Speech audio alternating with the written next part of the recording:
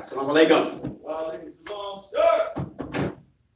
In the most holy name of Allah, who came to us, the black man and the black woman here in the hills of North America, in the divine person of Master Farad Muhammad, the great Mahdi, and the one God to whom all holy praise is due forever, the Lord of all the worlds.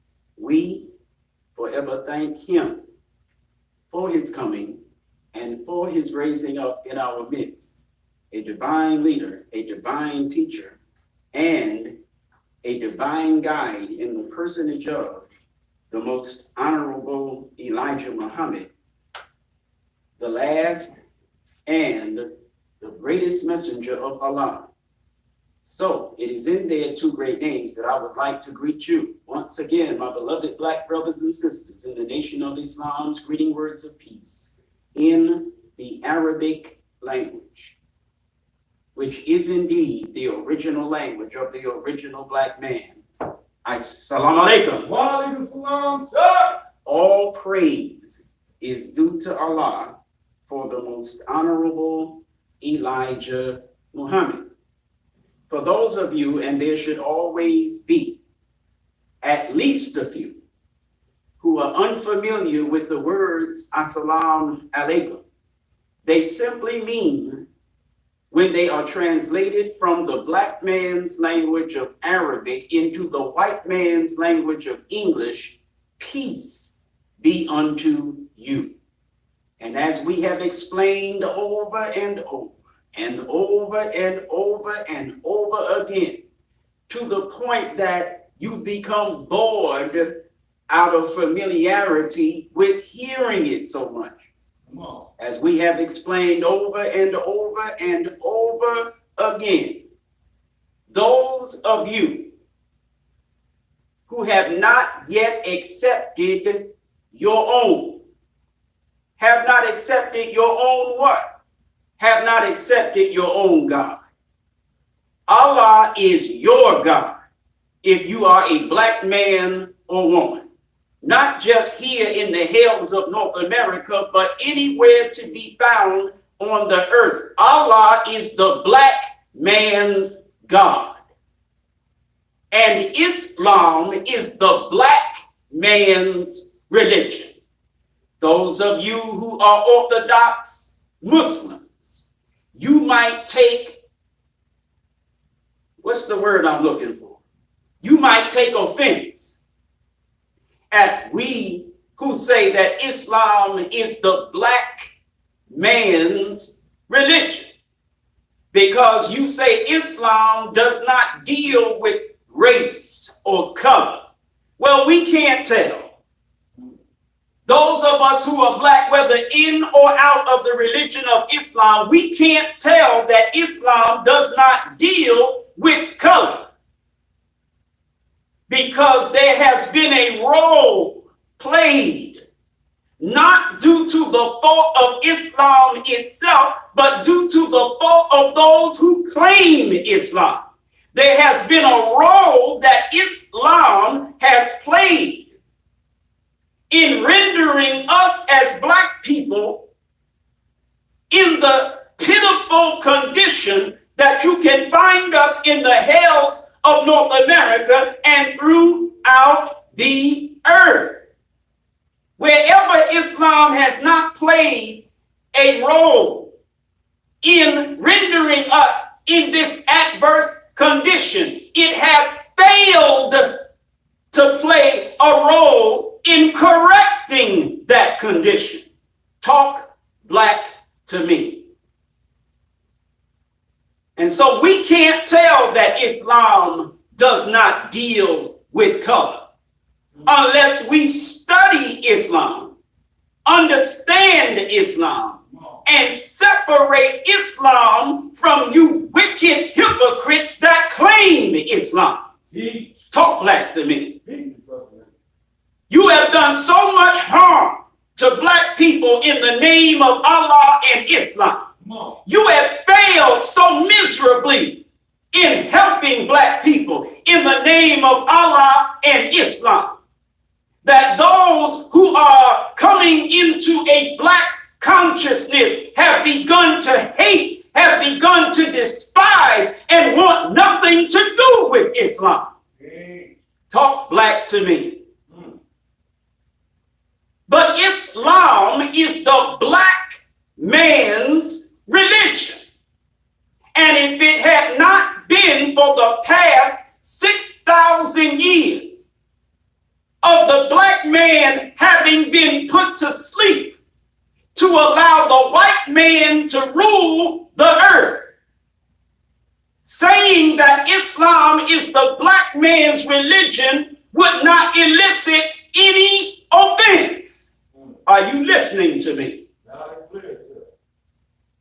You say Islam has nothing to do with race. How could Islam have nothing to do with race if race exists? There are races. They are realities. You have a brown race. You have a red race. You have a yellow race. And you have the white race. How could these races exist and have nothing to do with Islam? Talk black to me. The Holy Quran teaches that we were made tribes and families that we might know each other. So do tribes have anything to do with Islam? Do families have anything to do with Islam? Well, then how could tribes and families have something to do with Islam? Because Allah made us tribes and he made us families, but yet we are racists. Not racist, races. We are racists on this earth. Talk black to me. Did Allah make us racist? Uh-oh. Talk black to me. Did Allah make us racist? If he made us tribes, he made us racist. If he made us families, he made us racist. But there's no verse in the Quran that says Allah made us racist and then explains why he made us racist. Talk black to me. Why is there no verse in the Quran that says Allah made us racist? Why is there no verse in the Quran that explains why they are racist? We know why they are tribes. We know why they are families. But we don't know why they are racist. When this Holy Quran was revealed 1,400 years ago, there were races on the earth. But it only speaks of tribes. It speaks of families. It speaks of nations. But it does not speak of races. Talk black to me.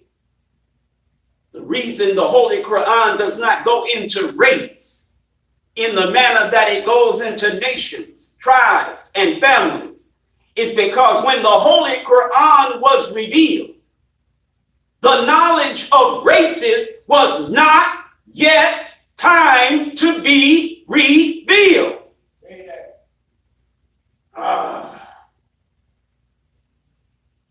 You who are Orthodox Muslims, you think that the Holy Quran, its verses revealed through Muhammad to the nations of the earth. You believe that the Holy Quran is the final word of truth. You who are Christians, you believe that the Bible is the final word of truth. In particular, the words of Jesus. You believe they are the final word of truth. And so any prophet raised by God after Jesus, you're going to reject. You who are Orthodox Muslims, believing that the words revealed in the Quran through Prophet Muhammad, peace be upon him, are the final word of truth. If Allah raises a messenger in the last days, You will not accept him as a divine messenger, nor will you accept what he teaches as divine revelation. Come on. Talk black to me. Yet, the number one problem that faces the world today is a problem of race. Race has been the number one problem plaguing the world for the past 6,000 years. Go ahead. It has been race. You can come up with any other problem, and I can show you at no limit of time that at the root core of that problem, it has been race. Come on. Yet, you have a Holy Quran and 1.5 billion Muslims all over the earth. And not only can you not solve with this Quran the problem of race, but you can barely even address it. Talk black to me.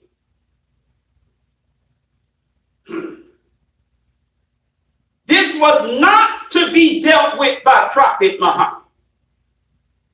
Race was given divine authority by Allah himself to be the problem that plagued the world for the past 6,000 years. It was given exactly that time to do exactly what it has done. But in the last days, this problem of race would be dealt with by a God who would be born, yes, born, who would be born into the world to solve the problem of race, to correct the damage that race has done, and to reveal to the nations of this earth the origin of races, the purpose for the existence of races, and the future. Talk black to me. All praise is due to Allah for the most honorable Elijah Muhammad. But what if you reject the teaching on race as having come from Allah, God? What if you reject it? What if you reject the last revelation from God to a messenger that he raises with respect to the knowledge of races, when they began, why they began, and how and when they ought to end? What if you reject that? Then you are reading and reciting your Holy Quran, and if you are sincere, you're trying to be a good Muslim. But you don't have what you must have in order to deal with the problem that you do have. Are you listening to me? Race has even plagued the Ummah, quote unquote, of Islam. Don't tell me it hasn't. As the late Dr. Nakeem but Khalid said, wherever you have a black-white dynamic, even in Islam, where you find a black-white dynamic in communism, you find the white communists on top, the black communists at the bottom. Where you have a black-white dynamic in socialism, you find the white socialists on top, the black socialists at the bottom. Where you find a black-white dynamic in capitalism, you find the white capitalists on top and the black capitalists at the bottom. Where you find a black-white dynamic in Judaism. You find the white Jews on top and the black Jews at the bottom. Go look at the criminal settler colony of Israel, and you will find white Jews at the top of that society, black Jews at the bottom. White Jews given preferential treatment. Black Jews given unequal treatment. So much so that there's a movement among black Jews against the discrimination, the racism, and unequal justice rendered them by white Jews. That's a fact, but you never hear that on the news. You never read that in the newspapers. But right in the criminal settler colony of Israel, you got a black-white dynamic that functions the exact same as the black-white dynamic in America. Talk black to me. The black-white dynamic in America is a Christian dynamic. White Christians at the top, black Christians at the bottom. And damn it, if you go to Arabia, where you have a black-white dynamic in Islam, you find white Muslims at the top, black Muslims at the bottom. So you go to Muslim hell telling me Islam don't deal with no damn race and color. Talk black to me. All praise is due to Allah for the most honorable Elijah Muhammad.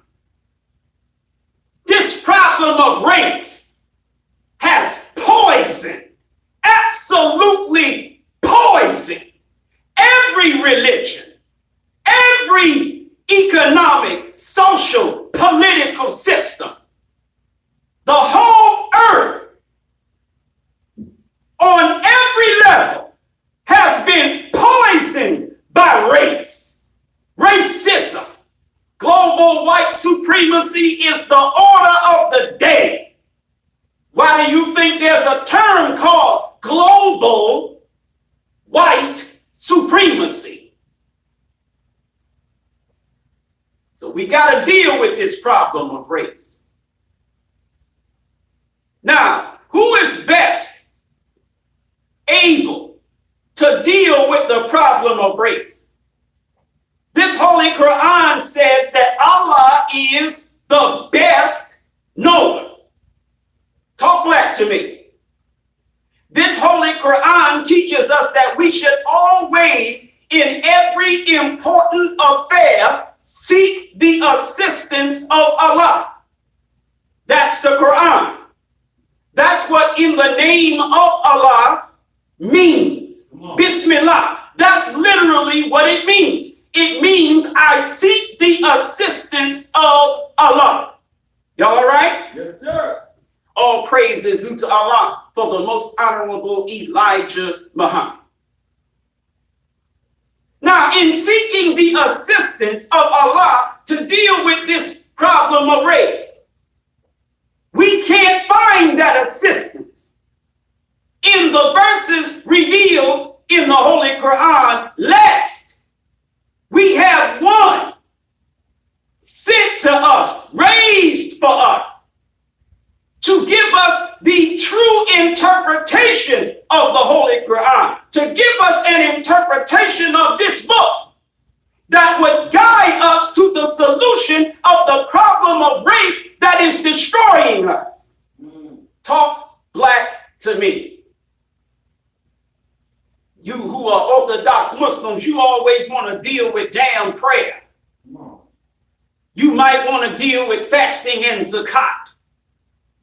You want to deal with everything but race.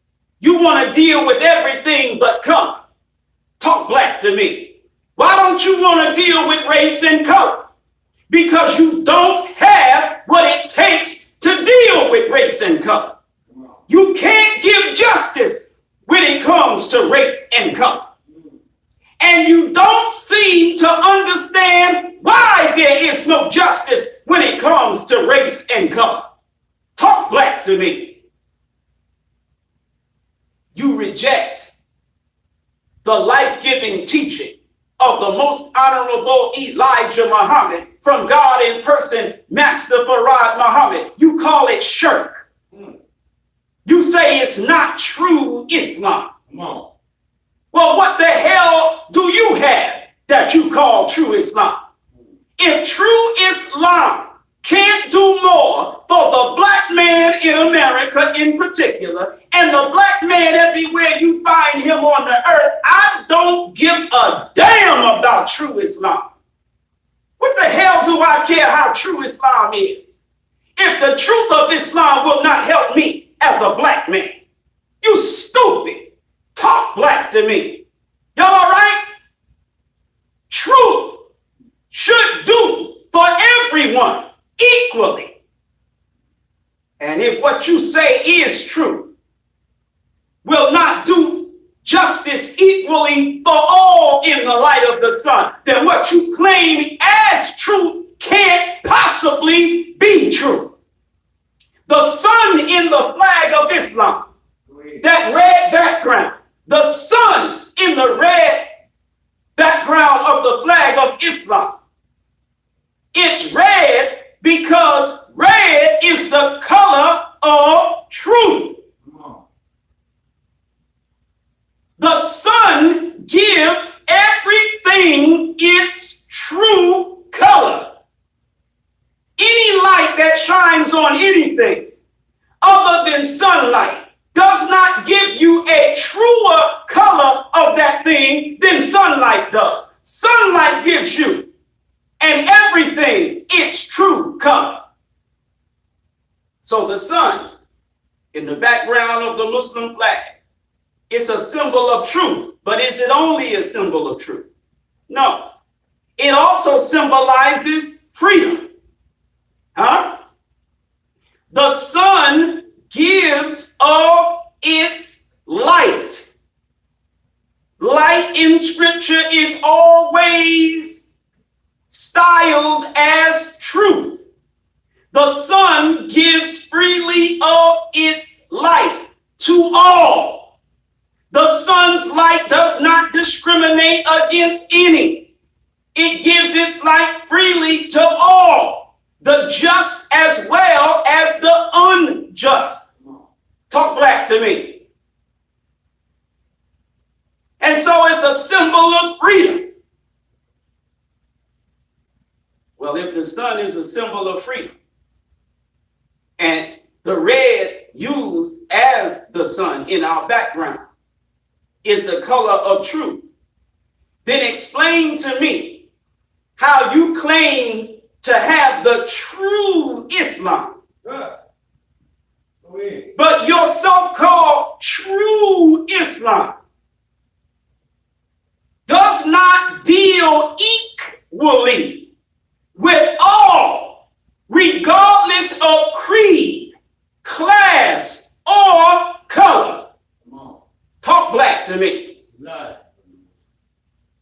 You have a moon in the flag of Islam that is supposed to symbolize equality.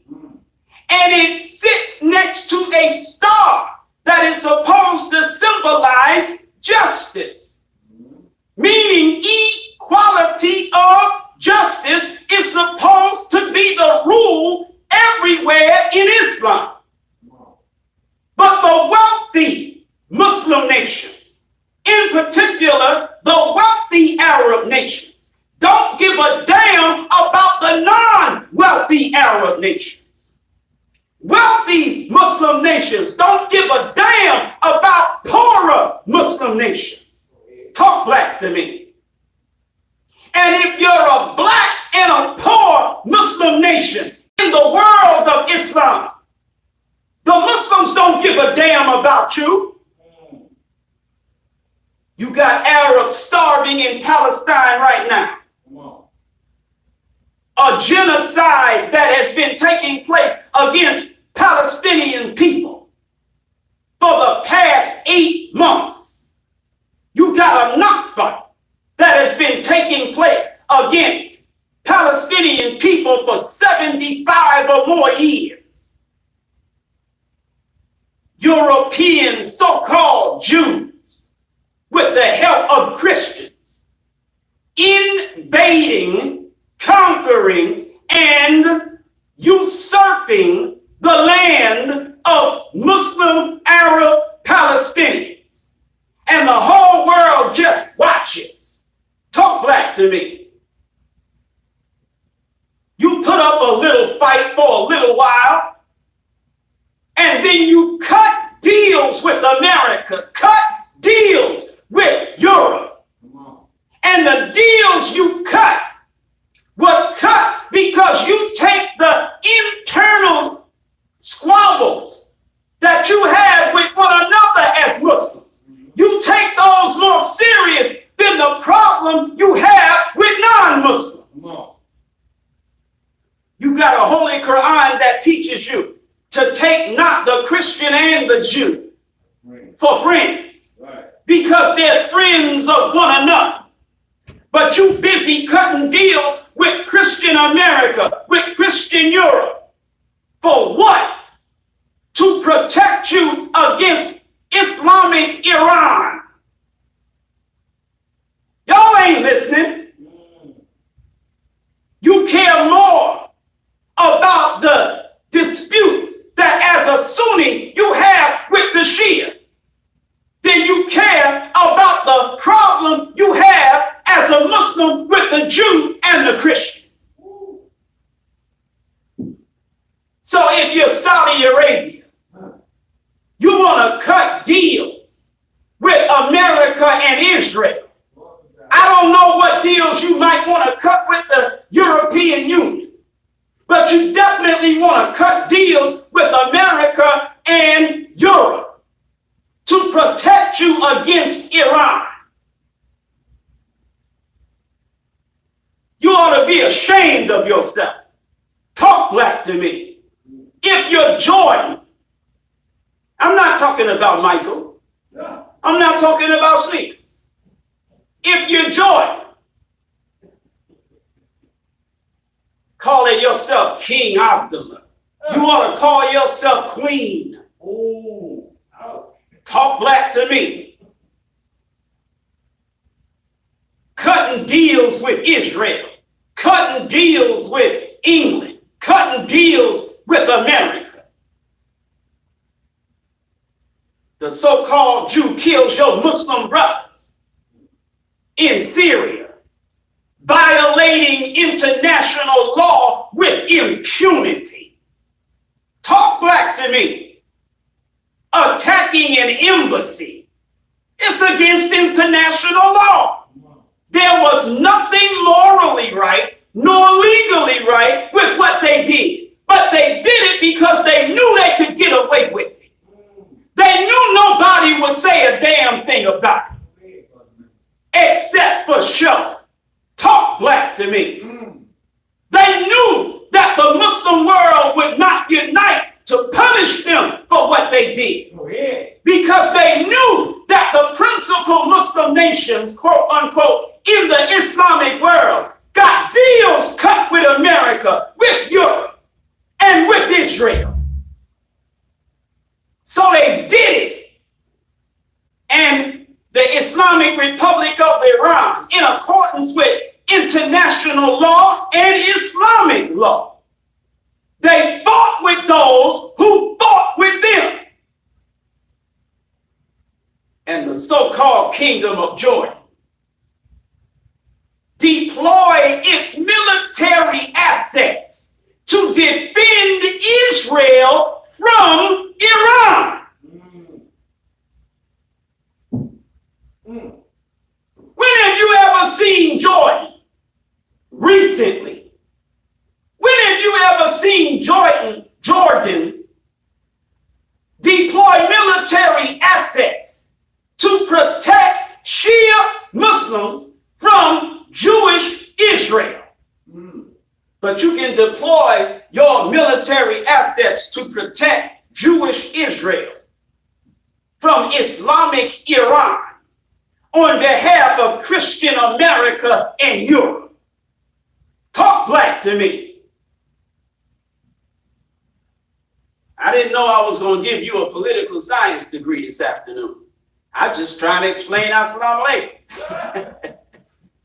All praise is due to Allah for the most honorable Elijah Muhammad. Nor are you generally interested in this type of teaching. You want nigger drama. You want to know everything but what you need to know in order to survive. what is coming down the pipe. All praise is due to Allah for the most honorable Elijah Muhammad. Come on.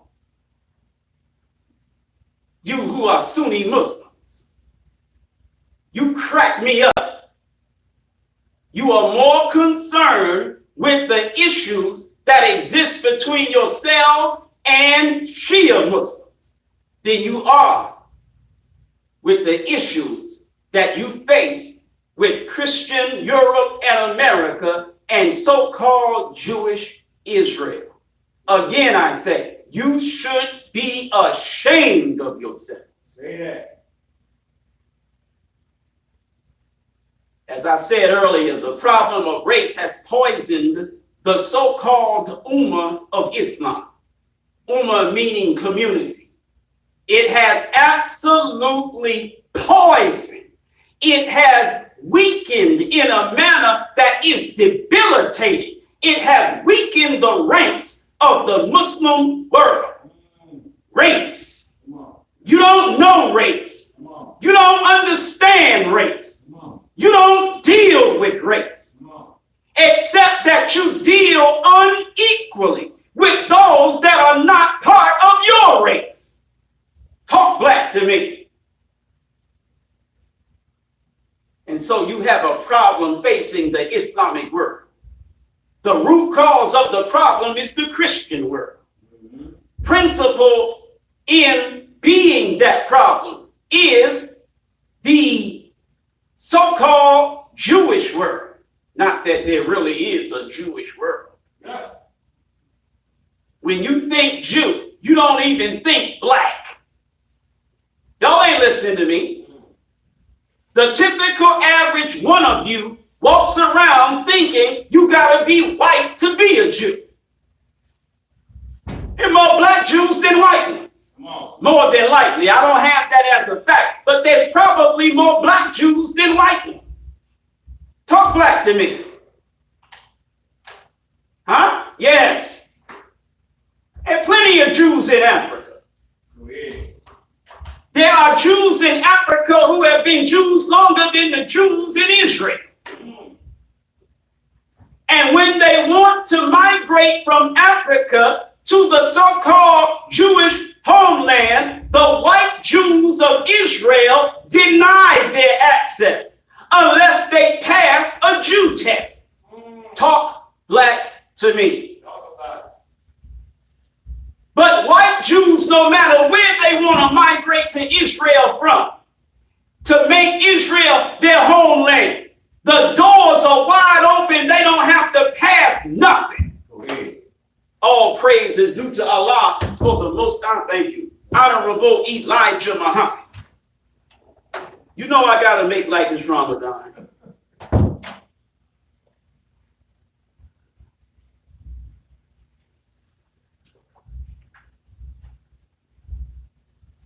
Race in Christianity, race in Judaism, race in Islam. And nobody seems to know what to do about this problem.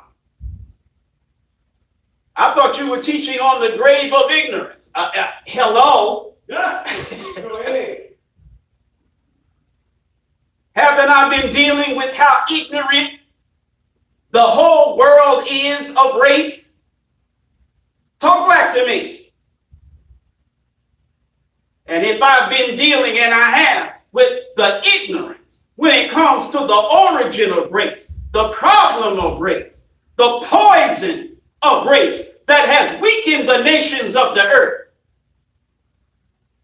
then where does that place all of us in the earth? It places us in the grave.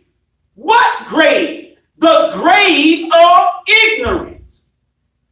And the reason we are in the grave of ignorance, or that I say we are in the grave of ignorance, because both these books, Bible and Holy Quran, deal extensively with a day at the end of this world that is called the day of what? Resurrection. Not just the Bible, but even the Holy Quran speaks of a day when they, meaning us,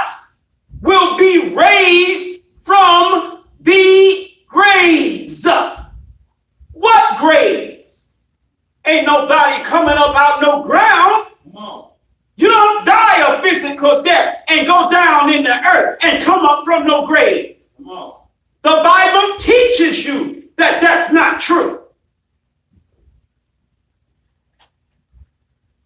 Let's read. Let's go to the book of Job.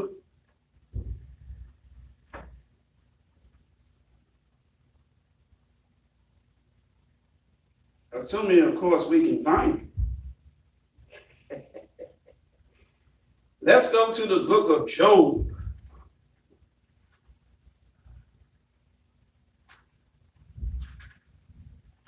We're going to go to the book of Job. We're going to go to the 7th chapter. And we're going to read the 9th verse. Job, the 2nd chapter, or 7th chapter, pardon me, the 9th verse.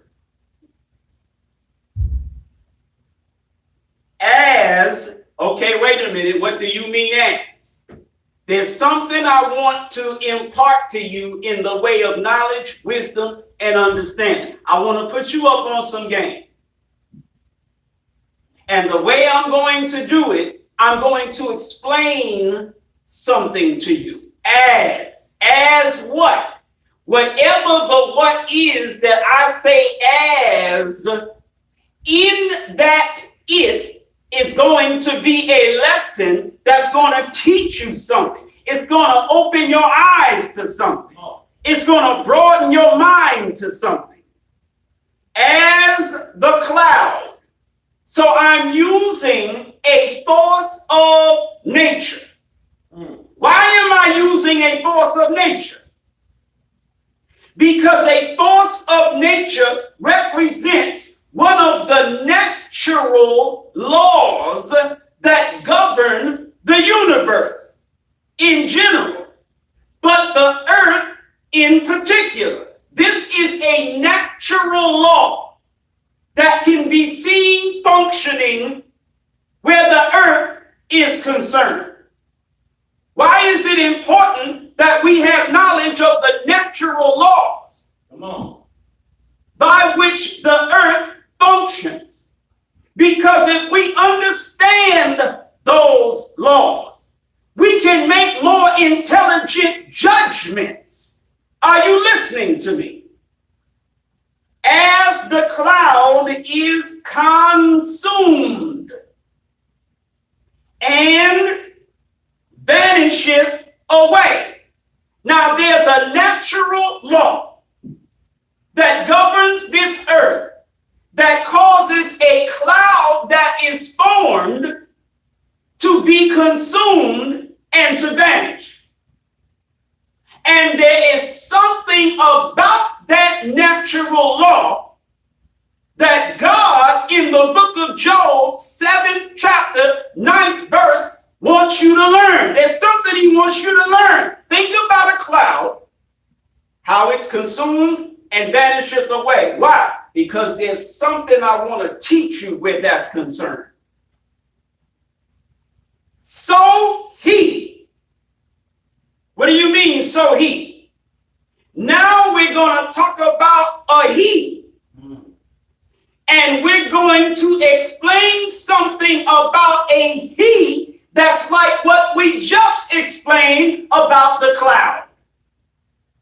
See, there's a natural law that governs all life on this earth that is just like the natural law that governs the clouds of the earth.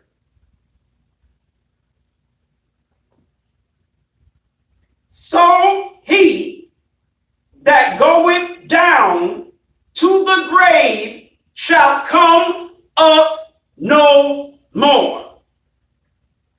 Why shall he come up no more? He's going to be consumed by the earth that he's buried in. He's going to literally vanish. Just like a cloud vanishes in the sky, that physical body after death that's buried in the earth is going to vanish in the earth. The earth will consume it. It's going to vanish. Nobody is coming up from no grave. I don't care what the Bible says. I don't give a damn what the Quran says. There is no physically dead individual who ever has, who will, or ever will come up from a grave. Why? Because the very natural law of creation does not function in such a way where that could ever happen. Y'all listening to me? Yes, sir. So where do you get this spooky, crazy belief that one day Jesus is going to cause dead men and dead women to come up from some graves? Where do you get the insane idea that Jesus 2,000 years ago was physically put to death? He physically died. And then after 3 days, he rose from the grave. Where did you get that madness from? You got it from the white man. And the reason you believe it is because you got it from the white man. Talk black to me. Right. If you got half a damn brain and a black man told you that, you wouldn't believe it. But since the white man is your master, the white man is your God, and his white mouth is a prayer book to your behind. If the white man said Jesus rose from a physical death, you believe it. If the white man says you'll rise from a physical death, you'll believe it. But the white man gave you a Bible, and in the 7th chapter of Job in that Bible, when you read the 9th verse, it says that's a lie. Talk black to me. You may say, well, Jesus changed that. No, Jesus did not change that. You got a Bible that says God is the same yesterday, today, and forever, and his way changes not. Talk about it. I'm going to repeat that. God is the same yesterday, today, and forever, and his way changes not. He's strong, brother. Now, since that is the case, what you doing giving me a Jesus that changed what God changes not? Because the white man said so. Talk black to me. Some of you make me sick.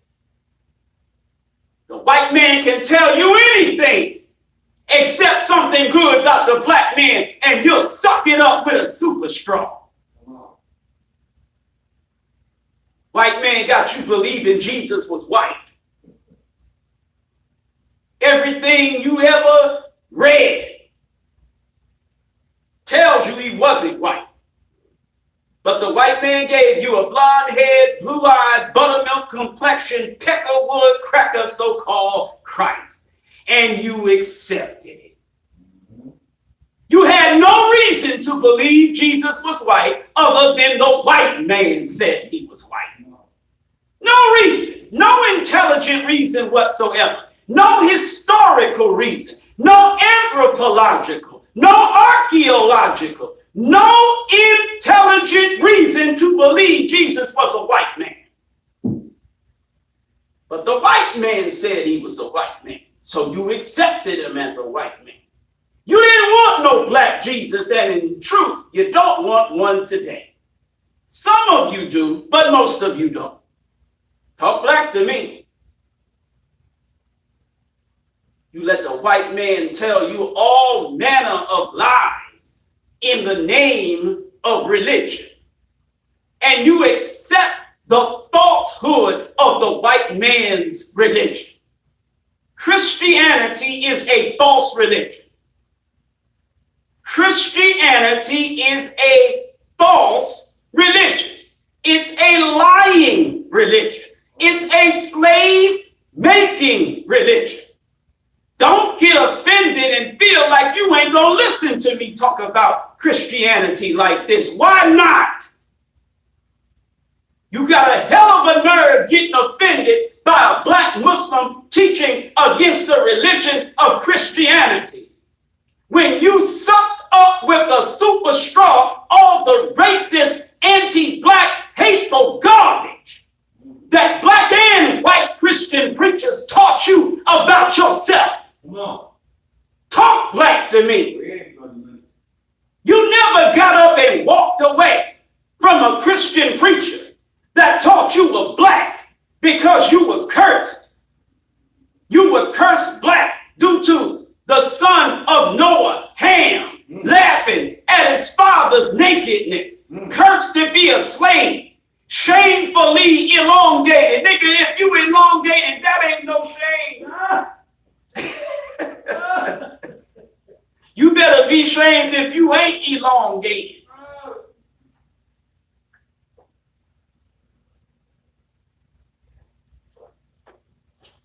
All them spam emails you constantly get from crackers telling you they can elongate you. Okay, stop it, Minister Eric. I'm just saying. You're showing out. Shamefully elongated. Cursed black. Cursed to be a slave to others. You didn't get up and walk away from none of that. You didn't reject the Christian religion because it taught that. You didn't reject the false notion of Christian preachers and teachers, whether they be religious or otherwise. You didn't reject the idea that we were savage, butt-naked Africans or near butt-naked savage Africans running around in the jungles, worshiping trees and bushes, with bones in our damn nose. Come on. Come on. Until the civilized white Christian, Come on. the true worshipers of the Lord, came and shined the bright light of Christian European civilization in our dark, savage, butt-naked African minds.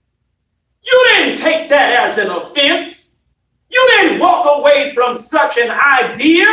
You let it happen. You internalized it. Come on. Talk black to me.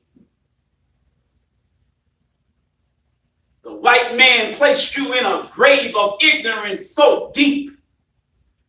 You didn't know that you were the father of civilization. You didn't know that you were highly wise, civilized, wealthy, intelligent, and advanced technologically at a time when the white man was a butt-naked savage in the caves of Europe. You didn't know that because the white man bust you upside your head, not just physically, but mentally. And he buried you in a grave of ignorance. What type of ignorance? Ignorance of self. You didn't know black history.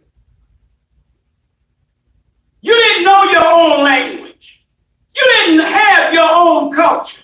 You didn't worship your own God or practice your own religion. You were in a grave of ignorance. The white man made you think that everything white was all right. And everything black should get back, stay back, fall back. Talk black to me. The white man had you believing, and he has you believing right now, that white is superior to black.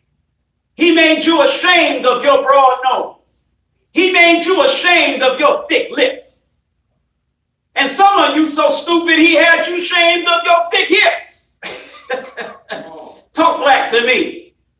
Because he didn't have no hips. And when I say he, I mean that straight up and straight down, Miss 6 o'clock white woman. She didn't have no damn hips. The white man had you shamed of your hips. Come on. Had you shamed of your lips. Come on. Had you shamed of your nose and shamed of your hair.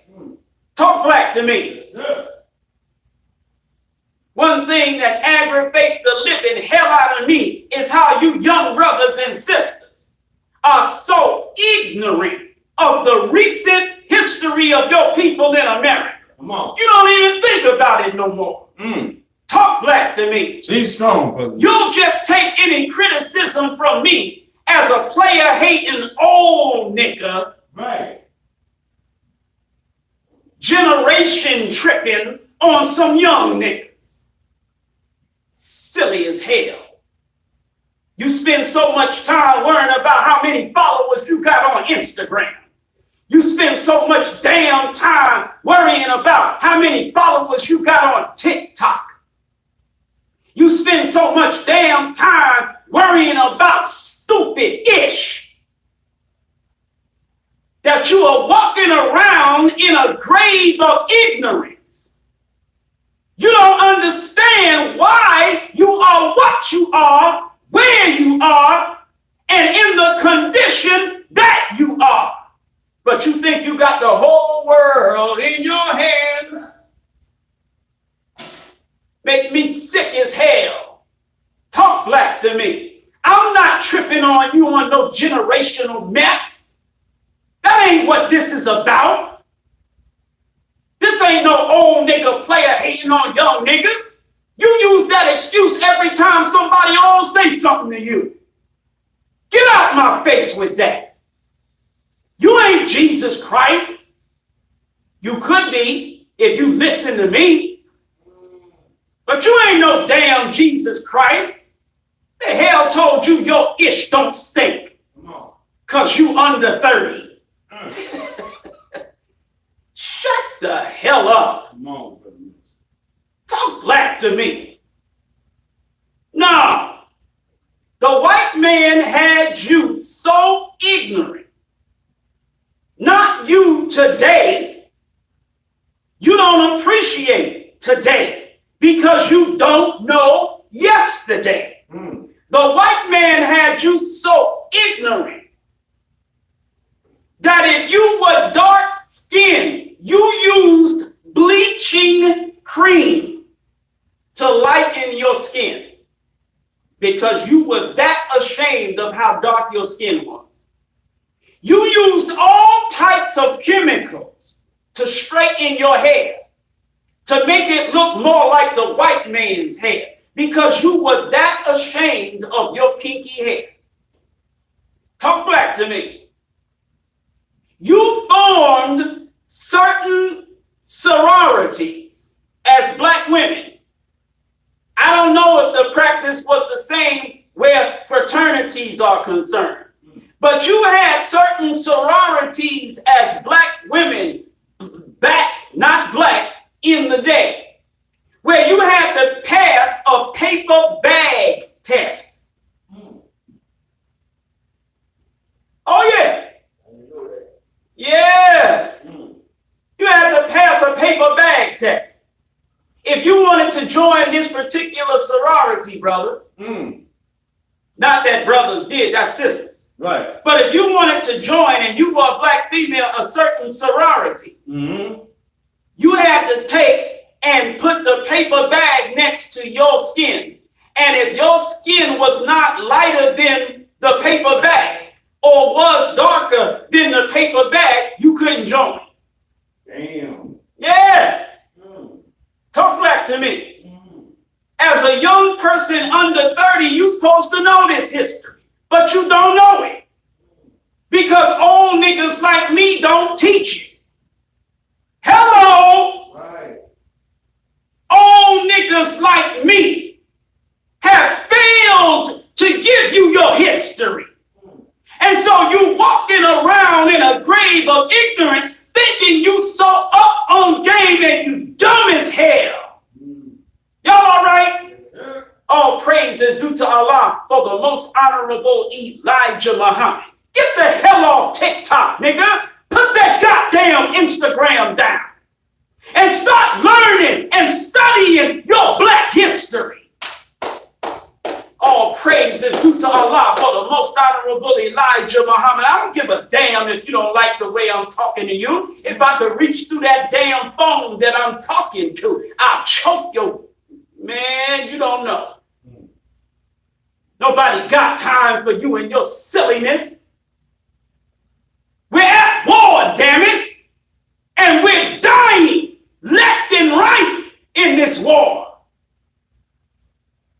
The time is more critical for us than it has ever been since we've been in America. And you sitting around with your phone on Instagram. You stupid goddamn nigga. You sitting on your phone on freaking TikTok. I don't respect you. And if you feel the same way about me, nigga, that's good. I'm okay with it. The only reason I come here on Sunday and do what I do is because I ain't under no orders not to. If I get an order and don't take, I'm not trying to be spooky. I'm saying, however it becomes clear that from God himself through his messenger, it's time to stop teaching you and let the destruction take you out.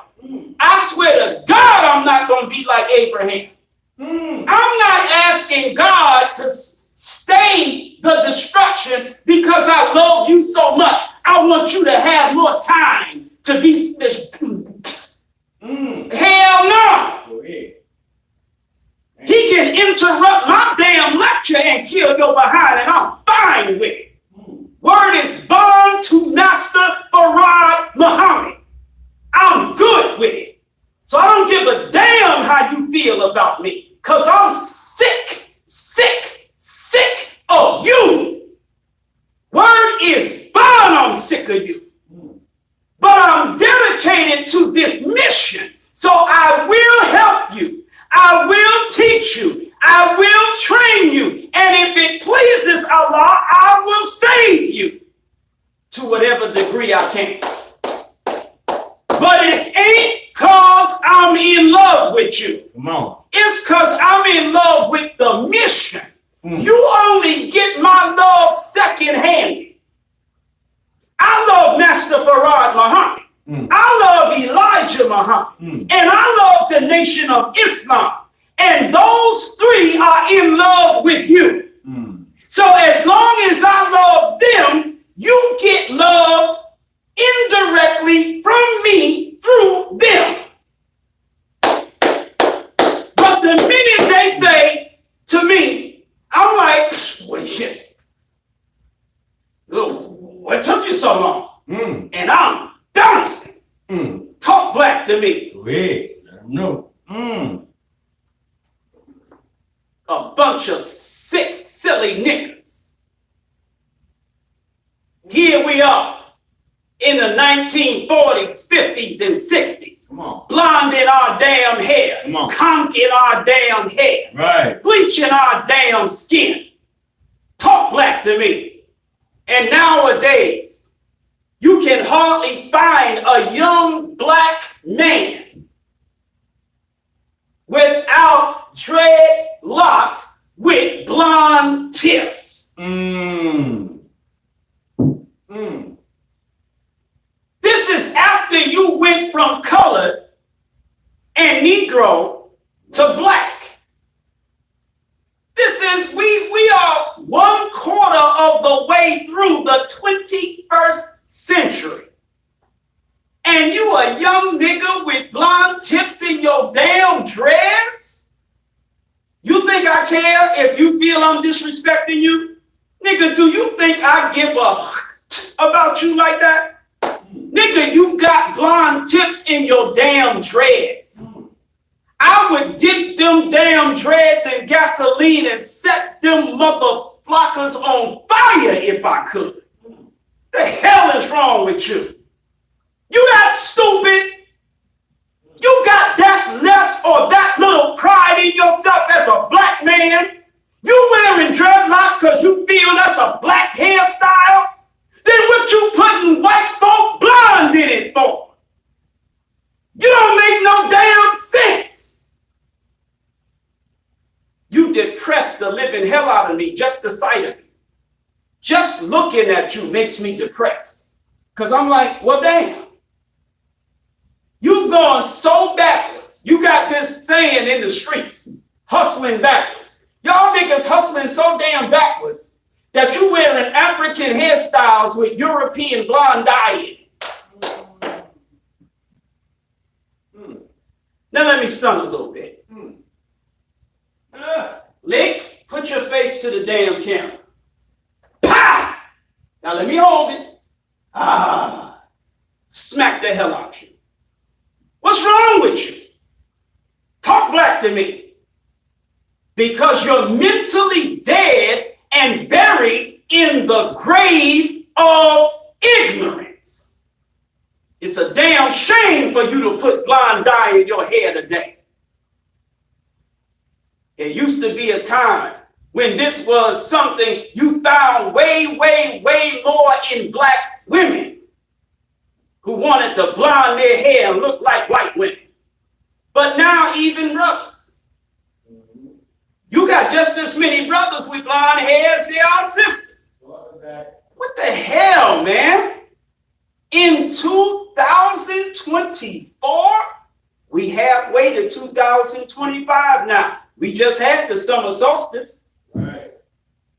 That means half of 24 is gone. We halfway to 25 now.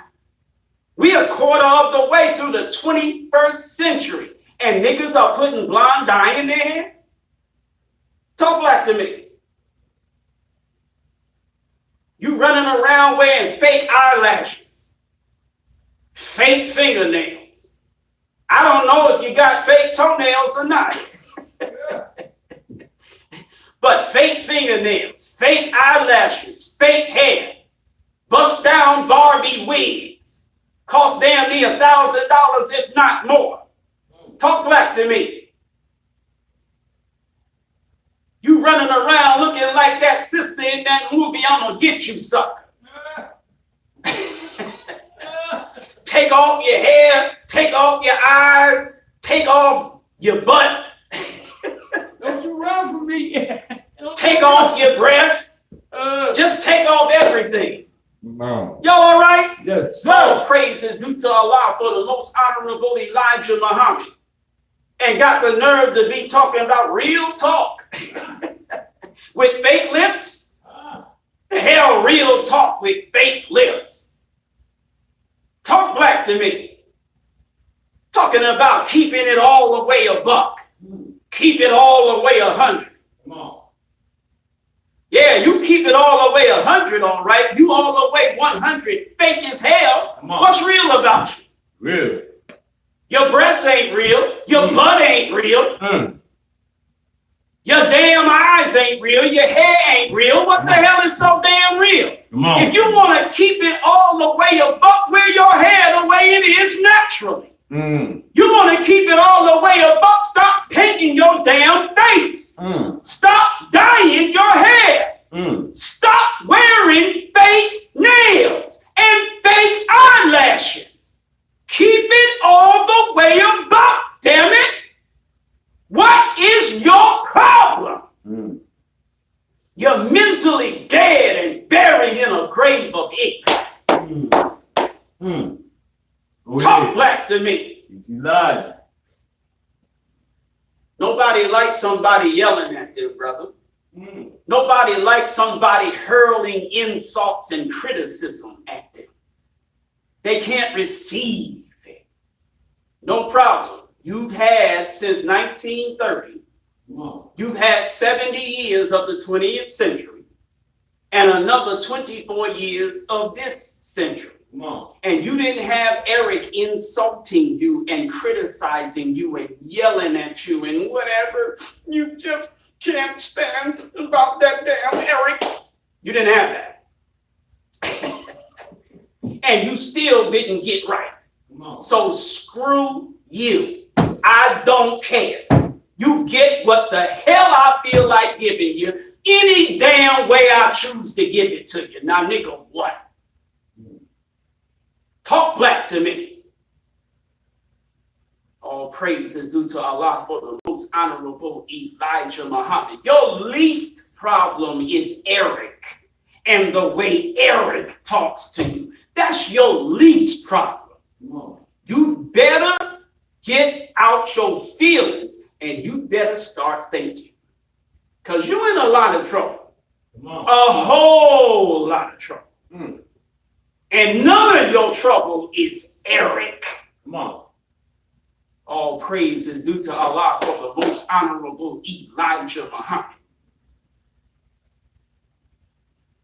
So you can go in your Bible and you can find in your Bible, going back to the beginning of the lecture, you can find in your Bible the greeting words of peace be unto you in Genesis 43, 23rd verse, Luke chapter 24, 36th verse, St. John chapter 20, 19th verse, St. John chapter 20, 21st verse. And you can find it all throughout the Old Testament, all throughout the New Testament, from beginning to end. You find the greeting words of peace be with you with some variation, but you find the words peace be with you or be unto you. But they're in English wherever you find them in your Bible. Because the Bible, though it was not revealed to the prophets of old in the language of English, why? Because there were no people on the earth who spoke the language of English in those days. It was revealed to the prophets of old in the languages, plural. All the prophets didn't speak the exact same language. But all of the languages that all of the prophets spoke belonged to one family. Huh? Yes. One language may have been the brother or sister of another language. They all belong to the same family. White people have categorized the languages that the prophets spoke into one. And guess what nation or so-called race that family belongs to? Black. They're called Afro-Asiatic languages, or the Afro-Asiatic language family. Where do you get a white man in Afro? Talk back to me. Where do you get a white man in Afro? Where do you get a white man in Asiatic? How do either one of those terms, Afro or Asiatic, in any way, form, or fashion, deal with a white man or white woman? Explain that to me. You can explain it because it has nothing to do with white folks. The only reason there were prophets sent into the world is because of the existence of white folks. You ain't listening. No crackers, no prophets. Talk black to me. No peckerwoods, no prophets. I ought to teach that subject, but they'll take it down because I use peckerwood. No peckerwoods, no prophets. You don't get it. You act like God sent and or raised prophets into the earth just because. Well, no, he sent prophets into the earth to teach the people his will. Why? Why in the hell did he have to raise prophets in the earth to teach his will or to reveal his will to the peoples of the earth? For what? Talk back to me. For what? You don't have no prophets going back beyond 6,000 years. The oldest prophet in the Bible, quote unquote now, the oldest prophet, and the only reason I'm using the term prophet is because he prophesied. The oldest prophet in this Bible is in Revelations, not Genesis. Now, who caught that? The white man says it was some fella named St. John the Divine, if I remember correctly, and that he was on the island of Patmos, which is the Greek island of Pilon, but in the Bible it's called Patmos. And in the book of Revelations, he is looking down the wheel of time and seeing the end of this present world. Revelations deals with the last days of this world, the removal of this world, and the establishment of the kingdom of heaven on earth. That's what Revelations deals with. Talk black to me. In truth, that was no Saint John, no divine. That was Yakub, an original black man who was a scientist whose name was Yakub and who was born 20 miles outside of the holy city Mecca in the year 8,400 of our calendar. Come on. Talk black to me. Yes, sir.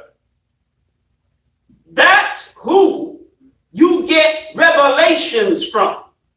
It's Yakub on the island of Pilan, called Patmos in the Bible, witnessing the end of the world that he is on that island to bring into existence. All praise is due to Allah for the most honorable Elijah Muhammad. You don't have a prophet before Yakub. Talk black to me. You only have prophets because of Yakub. What you mean we only have prophets because of Yakub? The white race is a race of devils. They are a grafted race of human devils. Talk black to me. They are by nature. They are genetically coded. At the very root of their mitochondrial DNA, the white race is devil. Talk black to me. They are not the children of God. God did not create white people. White people are an unnatural people. They are a grafted people. They are grafted from the original people, meaning black people. And they were made by nature to be the enemies and murderers of black people. And they were given 6,000 years to rule black people. Talk black to me. They were given 6,000 years to mislead, to misguide, to trick, to deceive, and murder black people. Are you listening? I hope you are. And so prophets had to be raised in the midst of the people to give guidance to the people, to not follow the footsteps of the devils. Are you listening to me? You have a Holy Quran that says, follow not the footsteps of the devil. If the devil has no feet, how does he have steps? You act like when it says, follow not the footsteps of the devil, it's just speaking metaphorically. It's not just speaking metaphorically. The devil is a human being, which means he has feet. He makes steps. Follow not the footsteps of the devil. Surely he is your what? Open enemy. If you want to say that footsteps comes from some Arabic word that doesn't really mean actual feet, and that's not what it's talking about. You know, the devil is not a visible human. Shut up. The proof that footsteps means exactly what the hell I say it means is it is followed by the words surely, not maybe. Surely. He is your open enemy. If the devil is not a human being, how is the devil he? Something not human has no gender. Come on. Surely he Now you start with footsteps. That's human. Right. Surely he, gender, that's human, Mm-hmm. is your open. Meaning he's out in the open. He's visible. Human. Mm. Surely he is your open enemy. Talk black to me. Mm. The devil is not some unseen enemy. Something that's unseen is not open. It's concealed. Talk black to me. It's hidden. It's veiled. No, the devil is your open enemy. And he is an he. Hello. And he has feet. Follow not the footsteps of the devil. Surely he is your open enemy. The Holy Quran speaks of human beings living in a state of peace.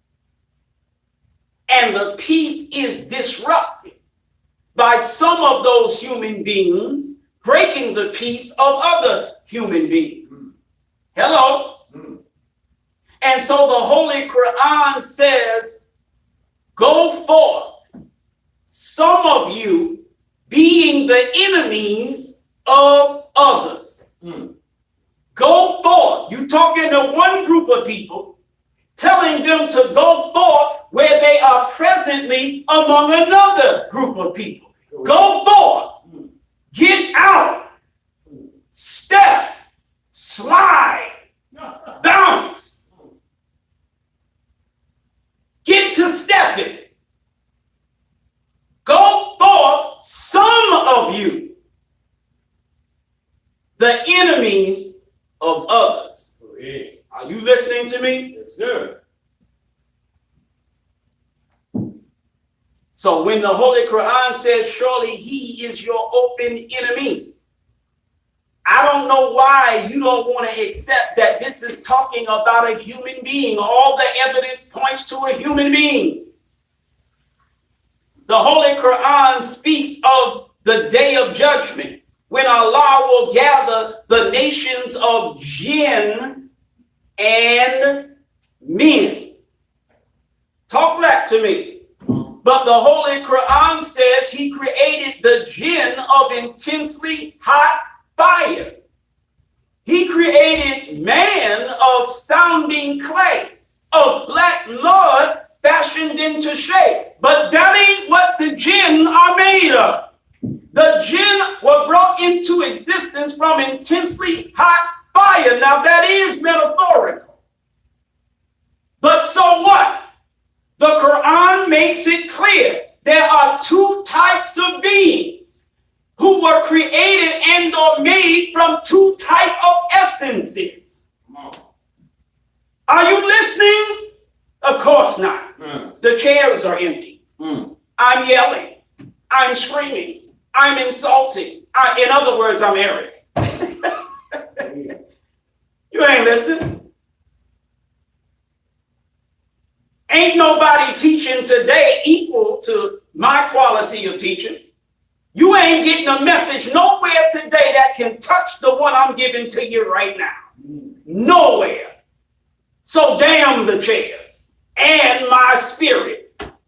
You're getting a quality of teaching you can't get nowhere else.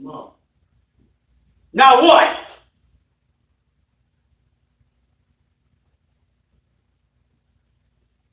So Allah created man of sounding clay, of black mud. What man is he talking about?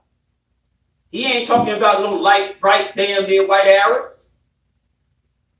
So the hell with you Saudi Arabs. He ain't talking about you. He created man of sounding clay, of black mud. Of what? Black mud. It didn't just say mud. It said of black mud. Talk black to me. Fashioned into shape. Elsewhere in the Quran, it says he created man in the best make. So the black man is made best of all men. And that's according to the Quran. But without the clarifying and life-giving teaching of the most honorable Elijah Muhammad, you'll read those two dots in the two places in the Quran and you'll never put them together. Ain't no man on earth made better or equal to the black man. Allah created man in the best make. What man? The man that he created of black mud fashioned into shape. So all you lights, all you brights, all you damn near or actually whites, fall back, punk, you ain't our equal. You ain't better than us. Talk black to me. You were given power and authority to pee and do all over us. But your time to do it is up. And we're not going to bow down and submit to your racist garbage no damn more. That's over with. We'll push your damn wig all the way back to the crack of your anus. We'll dip you in gas and set you on fire. Ain't nobody putting up with your anti-black racist garbage no damn more. And we don't give a damn if you come with it with a holy Quran. I don't care. I'm not accepting your racism with no Quran, with no stone in Mecca, with no damn Kaaba, with nothing. This is the day of the resurrection of the black man all over the earth. From the grave of ignorance he's been put in by the white man. And the first of those to be raised from that grave is the black man in the hells of North America. And there's nothing you can do about it. Talk black to me. We are the people of God's choice today. Care nothing about no prophet raising you in no Mecca yesterday. We are the people of God's choice today. Damn you crackers in Haifa and Tel Aviv. We are the people of God's choice. The hell with you crackers in the Vatican. I don't care where you are in the earth. It is us, niggas in America, that are the choice of God today. We have been chosen to be the rulers of the kingdom of heaven that God is establishing on earth. We about to be the boss, baby, and ain't nothing nobody can do about it. Talk black to me. And anybody don't like what I just said, you just a racist. You just an anti-black racist sack of sugar honey iced tea. With all that has been done to us, why the hell would you have a problem with what I just said? It is written in the scriptures that in the last days, God would choose the despised, the rejected, the unloved, the unwanted. Who fits that description better than us? Nobody. Who is more rejected as a potential candidate for rulership today than us? We don't even accept it. God comes to you and says, hey, I want to make you my choice. I want to take you from the bottom and place you on the top. And you so damn stupid you reject the offer. Talk black to me. And that's why it says in the scripture, he came to his own, but his own received him not. The light shined in the darkness, but the darkness comprehended it not. It's talking about you. That's talking about a God, the God of the heavens and the earth, coming and making a personal appearance among you to make you no longer the tail of the nations of the earth, but the head of the nations of the earth. Why in the hell do you think in the Bible it says that I beheld till the thrones were cast down and the Ancient of Days did sit. His hair was like lamb's wool and his feet like brass burned in an oven. That's a black woolly head ruler. What you think it says that for?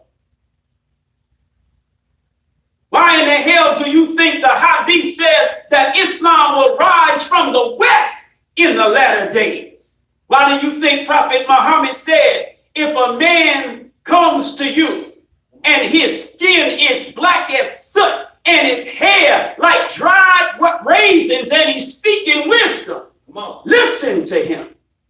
Talk black to me. We are that people whose skin at least was until the white man started swinging around the black woman. We are the people who represent that people whose skin is black as soot until we started conking and damn curling and doing everything to our hair, relaxing it. Imagine that. Our black power fist standing at attention at our heads. And here we come at ease. Stand down. Relax. Chill. You want to relax your damn head. Why? We are the people whose hair is like dried raisins. Skin black as soot. And we have been given supreme wisdom. And we have come to you,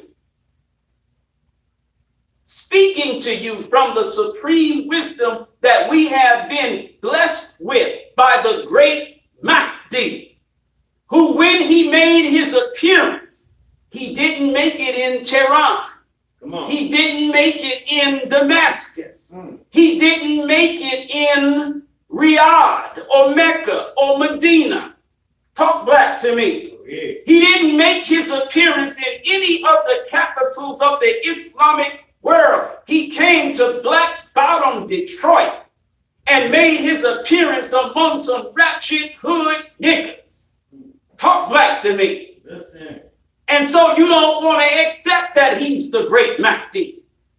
You don't want to accept that the Mahdi has already made his appearance in the earth, because you don't accept where he made his appearance. You don't accept why he made his appearance. You don't accept the people he chose to represent him when he made his appearance. Talk black to me.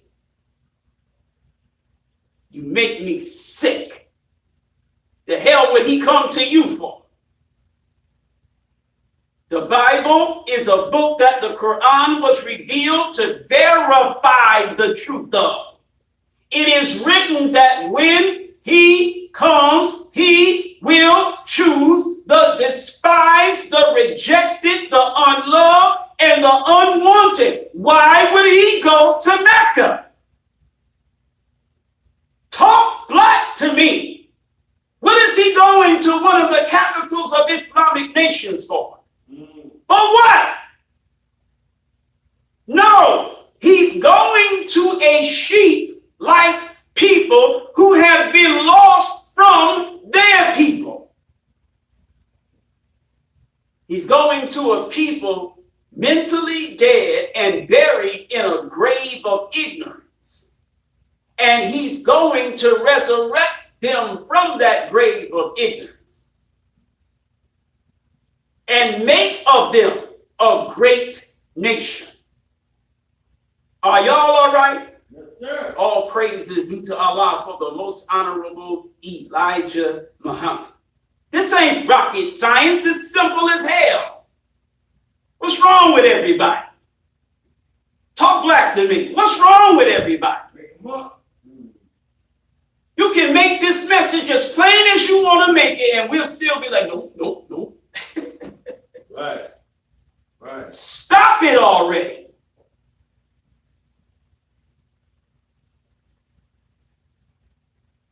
Now, I'm going to start wrapping up. I know you're like, huh? Yeah, I'm going to start wrapping up. Now, I didn't say I was going to finish no time soon. But I am going to start wrapping up. And my intention is to finish real soon. Ain't nobody trying to be here no 4 and 5 hours today. For what? Listen.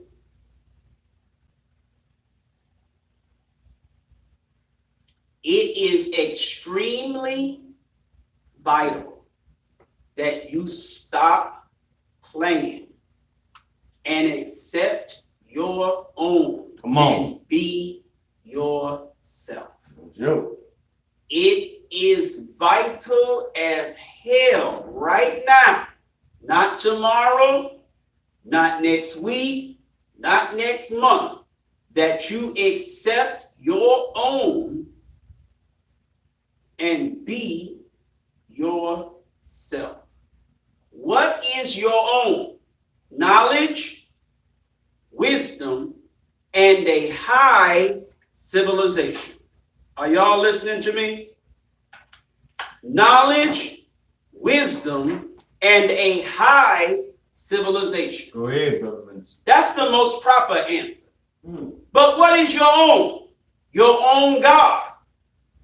Let's start there. Your own God. Stop worshiping the white man's invisible spirit God that's way up beyond the clouds in space. Stop accepting that as your God. Accept your own God, Allah. Talk black to me. When we, the Nation of Islam, say Allah, we mean, as Messenger Elijah Muhammad teaches us, all of us, meaning none of them. We mean all of us. The black nation, the original nation, whose population is 4,400,000,000. Every righteous person, Messenger Elijah Muhammad teaches, is a God. And whenever you look in the face of a black man, you are looking at God. But there is always one of us whose knowledge, whose wisdom, whose understanding, and therefore whose power is above and beyond all of the rest of us. We call that one the supreme being. We call that one the most high God. Talk black to me. Today, that one is none other than Master Wallace Farad Muhammad.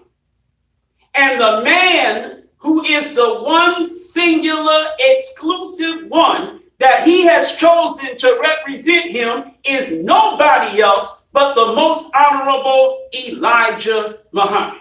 I don't give a damn if you believe he's dead or not. I don't give a damn how long he's been gone. There is no man that represents the man who is the supreme God of the heavens and the earth besides the most honorable Elijah Muhammad. Talk black to me. And we are to be students of what he taught us. We are to be followers of his leadership and his guidance. Here or not here, living or dead, doesn't matter. Nobody is the leader of the Nation of Islam but Elijah Muhammad. Right. Talk black to me. Say that.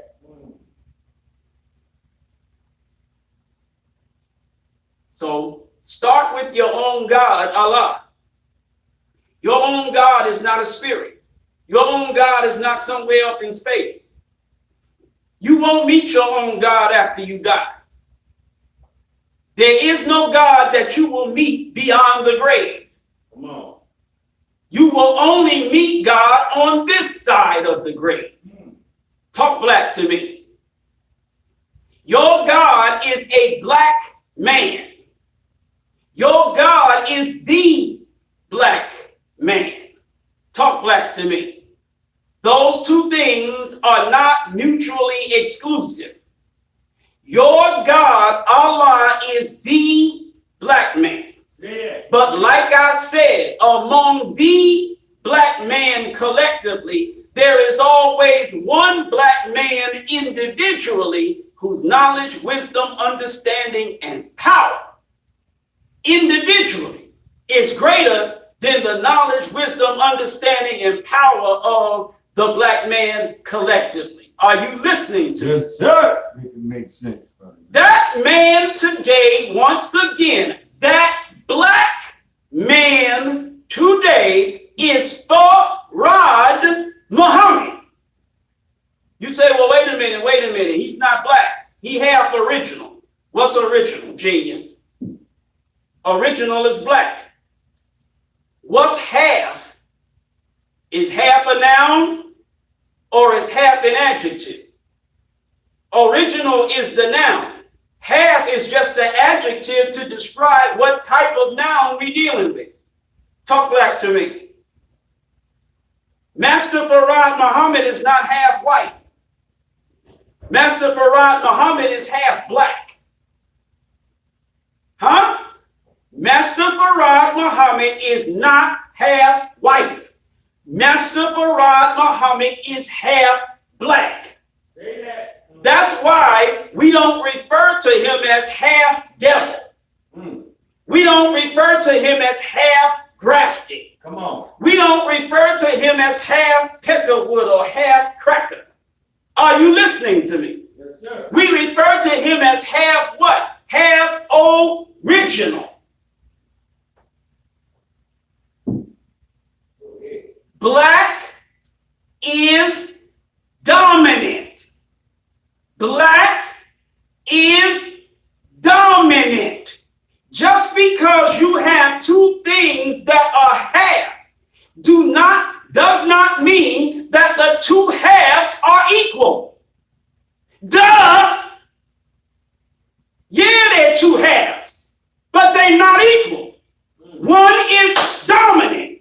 Come on. The other is recessive. And so when you talk about the two halves, whichever half is dominant, that's what you are half of. Talk black to me. You're not half of the recessive. You're half of the dominant. Come on. Y'all all right? Yes, sir. Master Farad Muhammad is an original black man whose original black father produced him through a grafted white woman. And so the messenger teaches us that because it's the father that produced him is black, then he belongs to the black nation. Are y'all listening to me? Yes, sir. Master Farad Muhammad is not the seed of a white man. Master Farad Muhammad is the seed of a black man. But that seed was grown in the womb of a white woman in order to shape a black man something like a white man. Are you listening to me? I can't, as a black man, produce a son that I need to look more like a white man by getting a black woman to produce that son. If I want my son to look something like a white man, I got to take a white woman to grow my black seed in. Are you listening to me? Go ahead.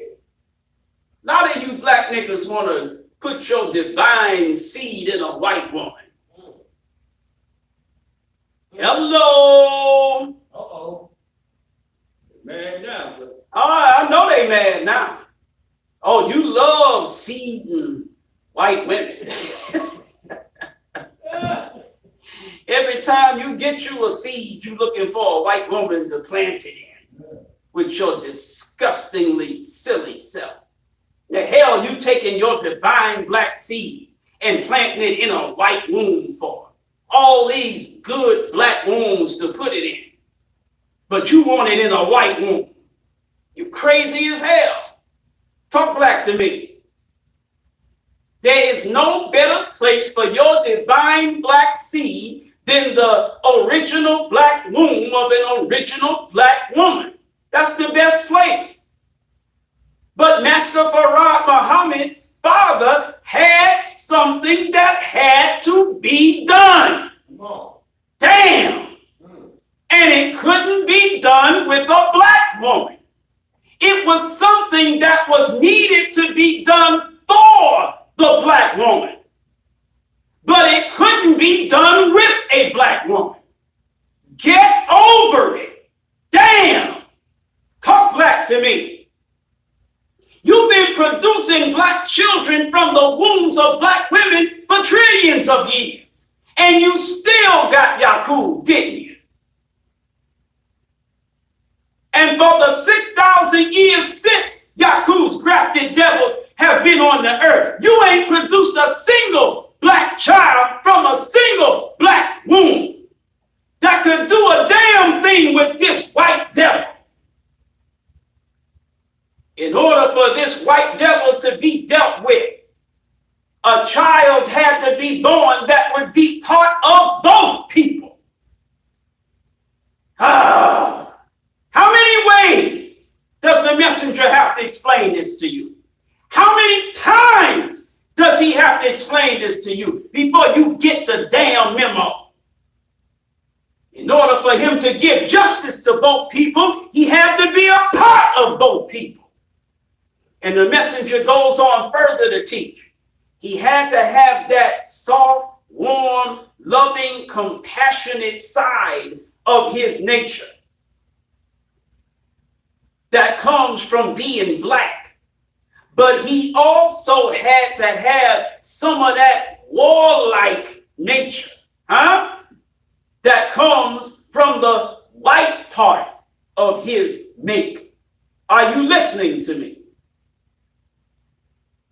Now, I didn't say it in the exact words that he said it, but essentially what I said is 1,000% right and exact.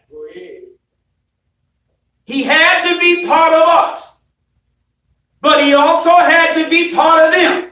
Right. In order to do to them what he must do to them. He had to be a part of them.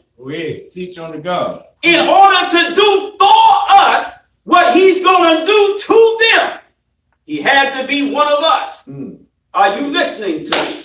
All praise is due to Allah for the most honorable Elijah Muhammad. Y'all running around, some of you silly Muslims, talking about Master Farad Muhammad's mother trying to justify the white man. The hell out of here. Master Farad Muhammad's mother is mentioned in the scripture as a wonder in heaven. The hell you think she's called a wonder in heaven for? Because she ain't got no damn business there. Talk black to me. It's a wonder in heaven. A crown of 12 stars on her head, clothed in the sun, with the moon at her feet. All of this is like, what the hell? Basically, when Master Farad Muhammad's mother was seen in heaven, I'm not talking about in the sky. Right. When she was seen 6,000 years ago in a vision in heaven, it was like WTF, question mark, question mark, question mark, exclamation, exclamation, exclamation. What the? Talk black to me. Paint the picture.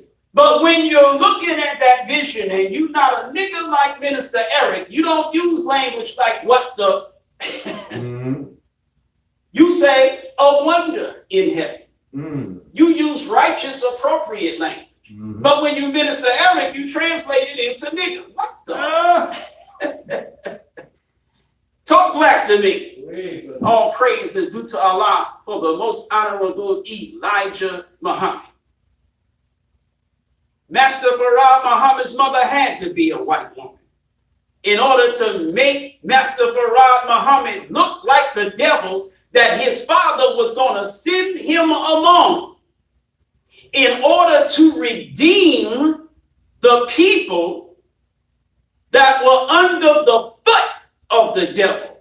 struck a blow in their heads by the devils, made mentally dead by the devils, and buried in a grave of ignorance by the devils. Talk black to me.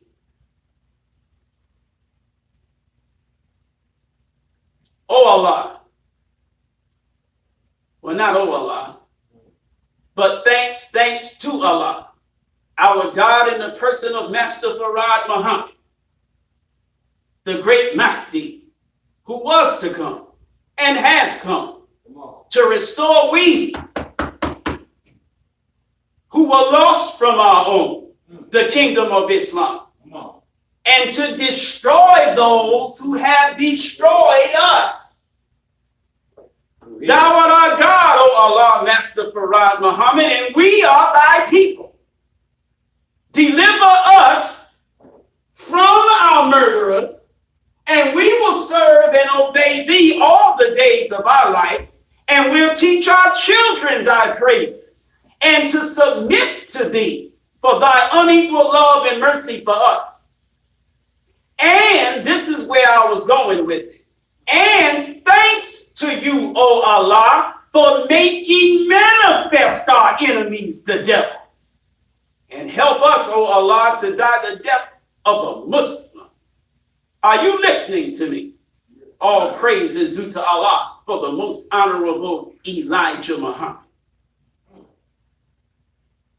The science of what I'm teaching you this afternoon can be seen in the flag of America and the flag of Islam.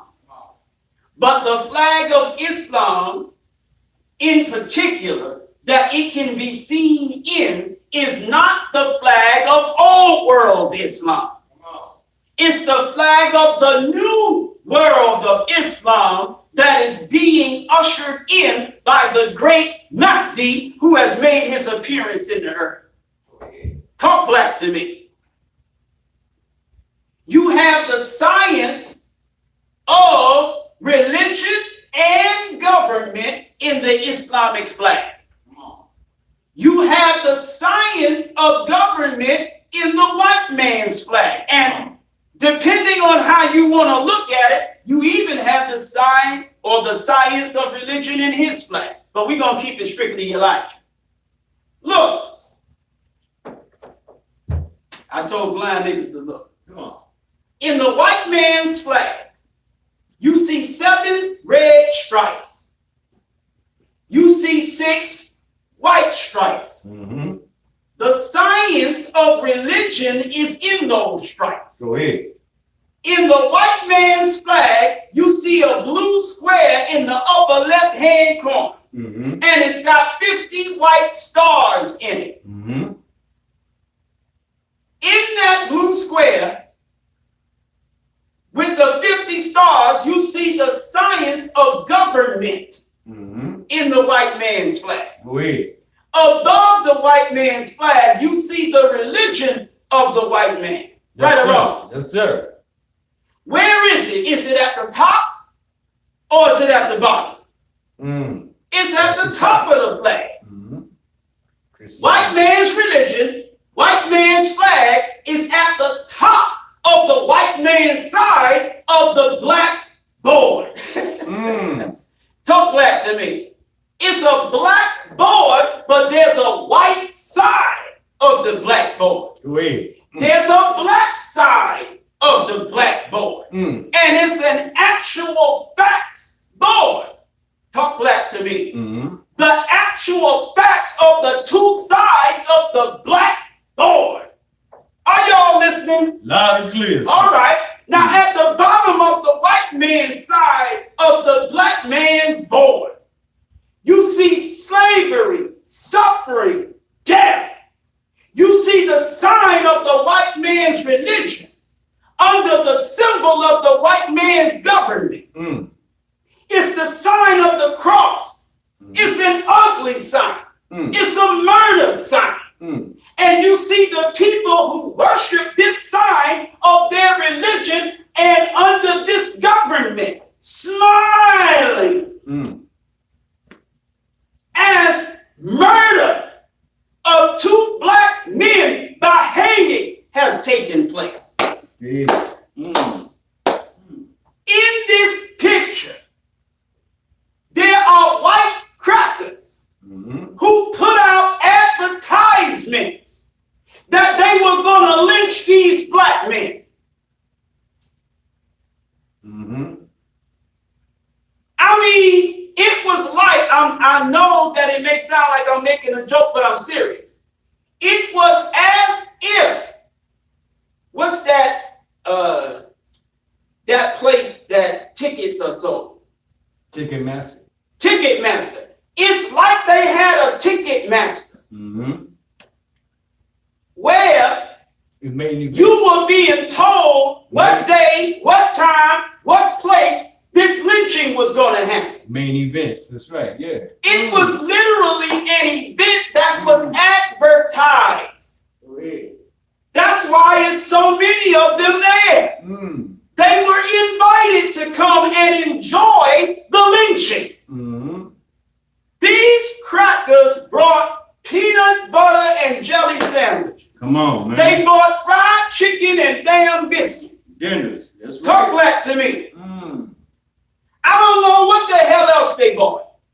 They literally bought picnic food. They bought blankets. They bought all manner of things to enjoy this murder as an outing. Come on. They lynched these brothers. They may have burned them after they lynched them. I don't know. Don't care. But they lynched these brothers. Talk black to me. Slavery, suffering, death on the white man's side of the blackboard. Are you listening?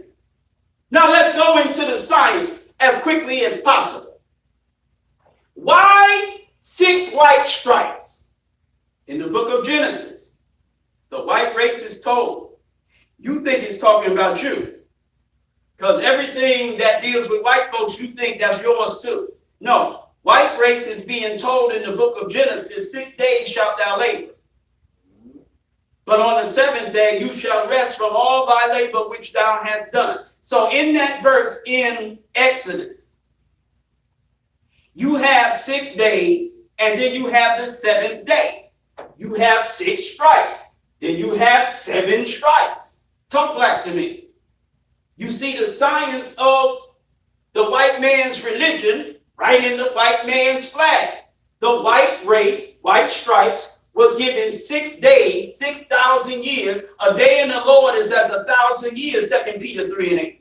So you have 6 white stripes equaling 6,000 years for the white race to rule the original black man. But on the 7th day, 7 red stripes. On the 7th day is the advent of the God of truth. What color symbolizes truth? Red. Red. So you got 7 stripes that are red, because on the 7th day, the God of truth comes and reveals all truth like Jesus prophesied he would come and do. Talk back to me. But in the meantime, you got a blue square, because blue is the color of untruth. It's a color that always disappears. Your blood looks blue in the veins. Cut yourself, come out red. Sea looks blue, dip a glass of water in it, pull it up, it ain't blue. Sky looks blue, go up there, you never see no air that's blue. Talk black to me. It's the sun that gives everything its true color. So you got a blue square to symbolize untruth.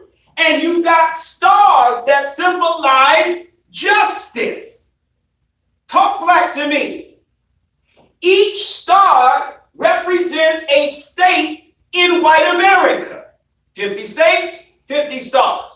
And in not one of these 50 states is true justice given, not even to white people. Talk black to me. If you're a rich white man or woman, you get more justice than a poor white man or woman, because because you only get the justice that you can afford in white America. Come on. Talk black to me. Mm. So stars representing justice in a blue square mean untrue justice. Untrue justice. We have never received true justice under the white man's flag or in the white man's religion. Ever. And we never will. All we've ever experienced is slavery, suffering, and death, and been murdered by the very people who advocated the religion and God that we accepted from them. But on the black man's side of the board, you have the flag of Islam, because Islam is the black man's religion. And you have freedom, justice, and equality underneath it, Islam over top of it. Why? Because in Islam, not old world Islam, where the crescent moon goes this way, but in the new world of Islam, where the crescent moon goes this way. Why? Because when the crescent moon is this way, now, don't none of you astronomers beat me up too bad if I open my mouth and say what I'm about to say and it's stupid as hell.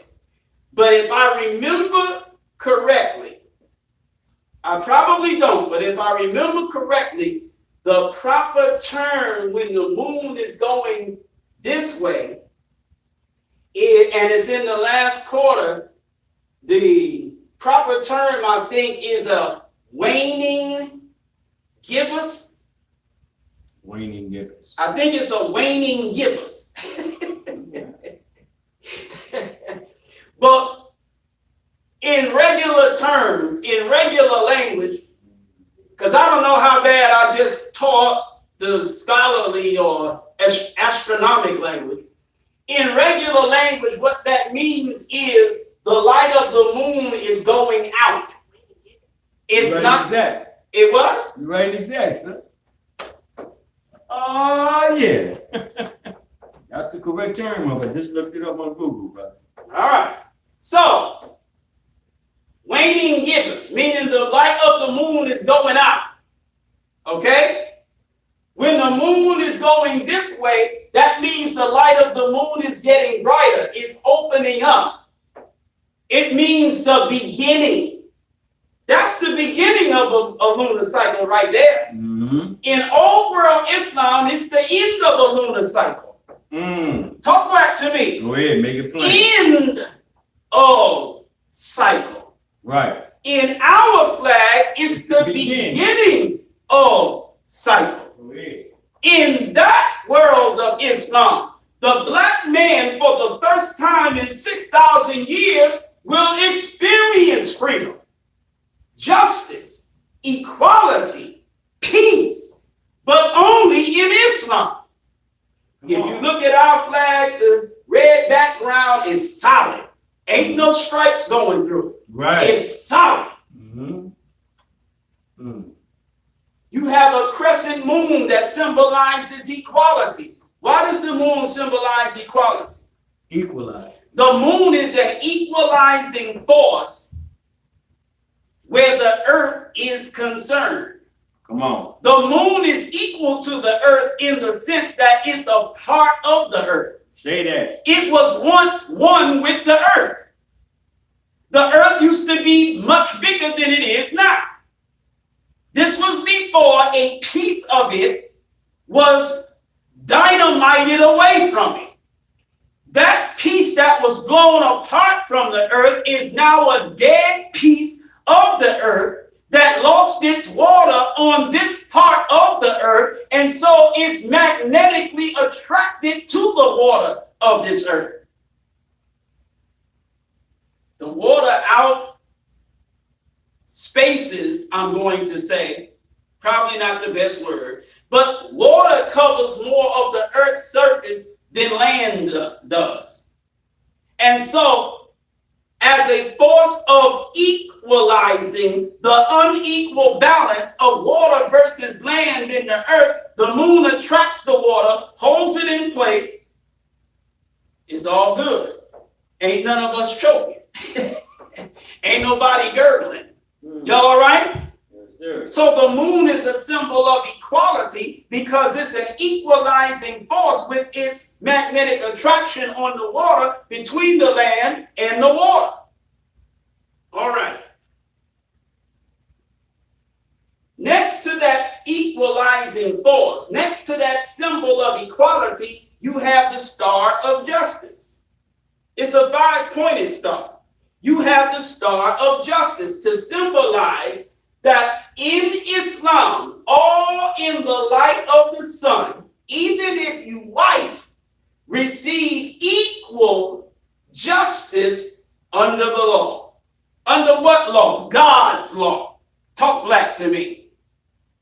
But now, how is Islam going to establish this peace that comes through freedom, justice, and equality? A war against the forces of slavery, suffering, and death has to be fought. What's the name of that war? The name of that war is Armageddon. What's the time of that war? The last days. And so you are questioned. This is why when I started closing, I said it is absolutely vital for you to accept your own. Mm-hmm. You are asked the question, which one? Which flag? Which government will survive the war of Armageddon? Mm. Which one? Only one. Islam. One represents the universe itself. The other just represents a country on a planet. Mm. Certainly the universe will survive, will last longer than any country on a planet. Come on, man. Okay. Once you accept that, why not accept the flag of Islam as your own, since it will outlast the flag that you have been accepting? Talk black to me. And so as I close, it is absolutely vital that you accept your own God, Allah, that you accept your own religion, Islam. Because the war of Armageddon has become increasingly hot now. We are living in a time where the criminal settler colony of Israel is about to launch a full-scale attack, an all-out war against Lebanon, with the help and assistance of America and Europe. So it's this flag and that flag going to war. Talk black to me. Israel, forget the Israeli flag. There is no Israel flag to go against the Islamic flag without America. It's America's war against Islam with Israel as the proxy. Talk black to me. Israel is the weapon. Israel is the gun, but America is pulling the trigger. Are you listening to me? Y'all all right? Yes, sir. All praise is due to Allah for the most honorable Elijah Muhammad. You can even reverse it. And you can say that Israel is the one firing, pulling the trigger, and America is the weapon. Doesn't matter. The bottom line is America is responsible. It's America at war with the Islamic world. Come on.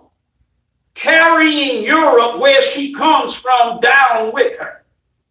Talk black to me. Talk about it. The Christian West is going to war with the Muslim East. And it is becoming dangerously hot between the IDF and Hezbollah. Do you know what Hezbollah means?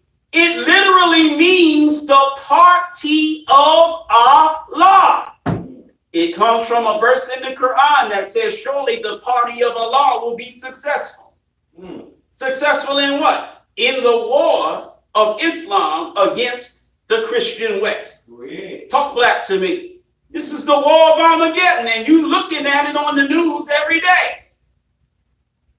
You're not getting the truth, but you are at least getting enough truth to know that it's the Christians against the Muslims. Talk black to me.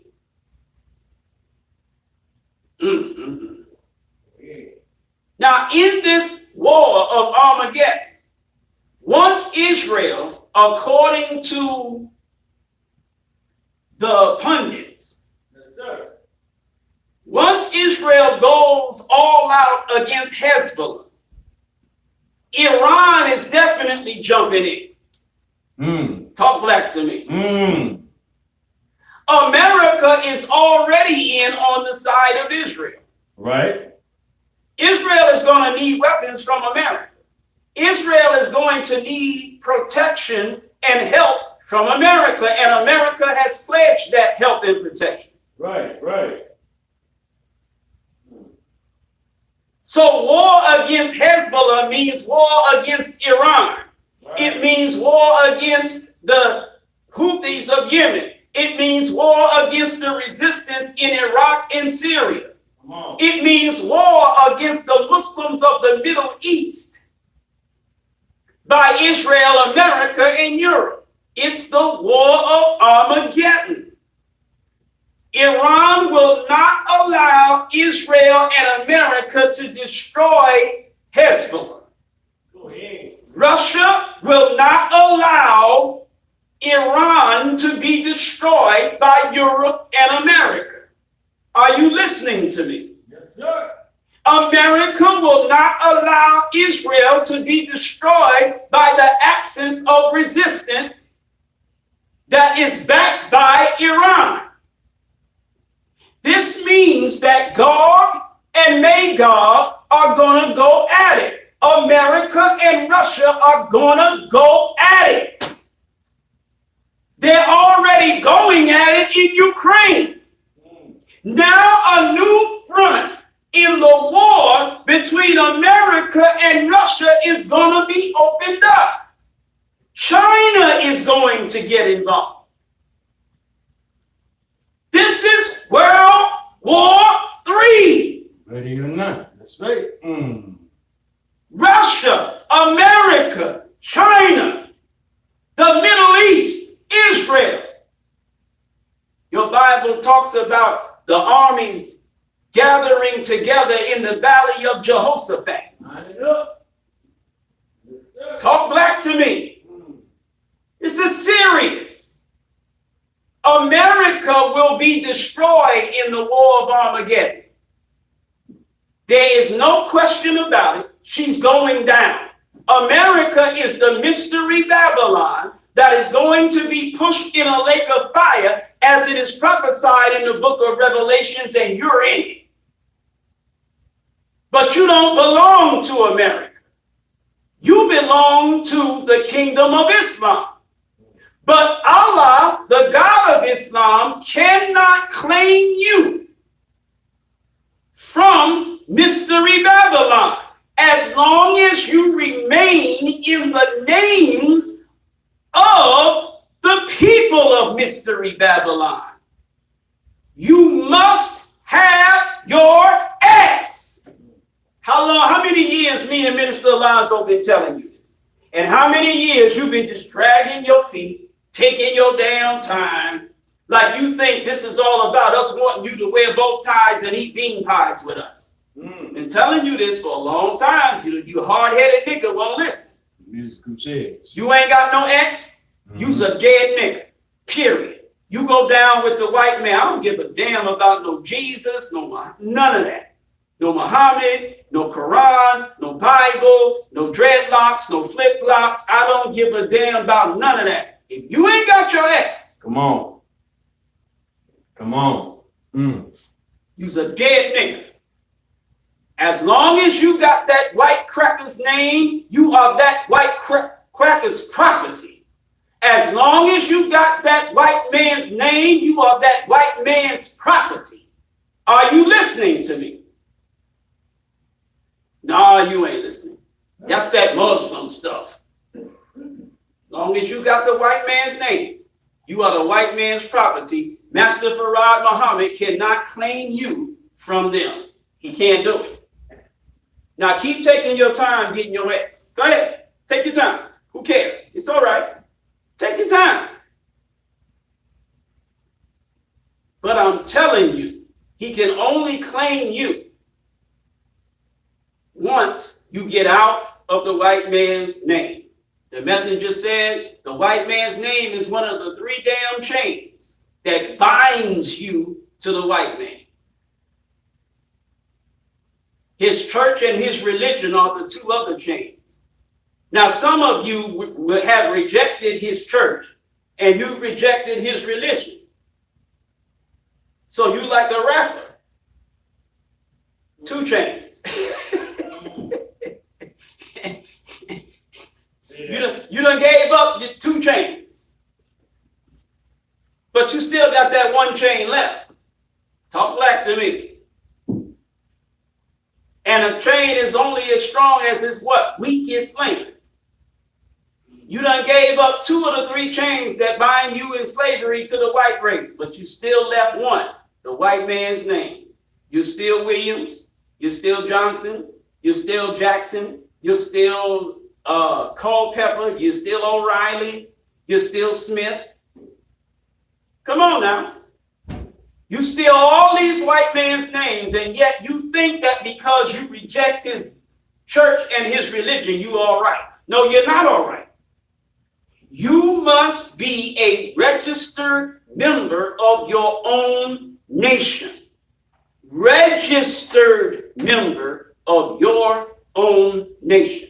Because as this nation of America is brought to its knees, is brought to its destruction, and a refugee crisis, like the one that took place in Ukraine, like the one that is taking place in various nations of the earth, a refugee crisis is going to be created.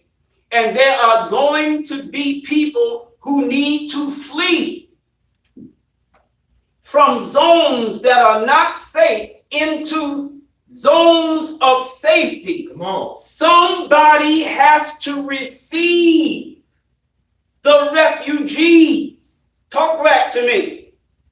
And since Islam's victory over Judaism and Christianity is what's going to produce the refugee crisis, it's going to have to be the Muslims to receive the refugees. Well, what makes you think you as a non-Muslim nigga for the goddamn white man is going to be received by Muslims? You ain't going to be received. You have to be re-educated, re-taught, retrained in order for you to qualify to be rejoined to your own kind. And that's what Muhammad's temples are for. To make you qualified citizens of your own Muslim government. Talk black to me. Y'all all right? Yes, sir. All praise is due to Allah for the most honorable Elijah Muhammad. Imagine this. A nigga walking around with his damn pants sagging off his nasty, stank, 3-day-old drawers. Chicken head nigga with his goddamn dread sticking up in the air with blonde tips in them. With a black hanging out one side of his mouth. Stank coming out the other damn side. Expensive earbuds in his ear. Listening to some damn rap music. Talking about pimping, hoeing, drug slanging, and gang banging, dumb nigga. Imagine that. A civilized and intelligent Islamic nation reaching its hands out to welcome you in. Nigga, please. Come on. Imagine you, sister, with your Brazilian butt lifted, breast enhancements, tats all over your body. You look like a Rand McNally map. Talk black to me. All kinds of painting stupid on your damn face. Hair looking like you've been run over by something. All them different colors in your damn hair. Okay. Nails looking like Edwina Scissorhands or something. Edwina. Edwina Scissorhands. Shaking your big bouncing Brazilian butt all over the damn place. Thongs sticking up your private parts. Talk black to me. Running around looking like a filthy damn nasty slut in the public. Who the hell you think is going to accept you? Nobody accepting your ratchet nigga behind. You out of luck with the intelligent Muslims of this earth. The only reason you able to live the life that you love living as a black nigga in white America is because the white man puts up with that. But when you become a refugee, and you are going to become one, when you become a refugee, you ain't gonna be accepted by the civilized and intelligent Muslim nations of this earth. You ain't fagging in Islam, nigga. Hey, no, my nigga, no, Ain't no gay niggas going nowhere but in fire with the white man. Right. Ain't none of you butch sisters, you butch chicks, you ain't being accepted by nobody but this white peckerwood cracker. You ain't being accepted by no intelligent Muslim nations of this earth, butching like you ain't got no damn sense. High top fade, tats all over your damn body. You a brat loving another dyke named Judy. Get the hell out of here. Oh, man. Y'all all right? Yes, sir. All praise is due to Allah for the most honorable Elijah Muhammad. Ain't nobody accepting you. All that garbage is going down in fire. Period. And ain't nothing nobody can do about it. Go ahead. You are now living in the day and the time where you got to shake off the shackles of white civilization. You got to accept your own, be yourself. What is your own self? Your own self is a righteous Muslim. Damn all that other crap. I don't care nothing about no Kemetic science. I don't give a damn about no Afrocentricity. Go to Afrocentric hell. Your own self is a righteous Muslim. Period. And you will not escape the destruction of the white man except you run into the divine hand of Master Farad Muhammad. Which of his divine hand? His right hand. Who is the right hand of God? The most honorable Elijah Muhammad. In the grave of ignorance. Thank you for listening. Assalamu alaikum. All praises due to Allah for the most honorable Elijah Muhammad.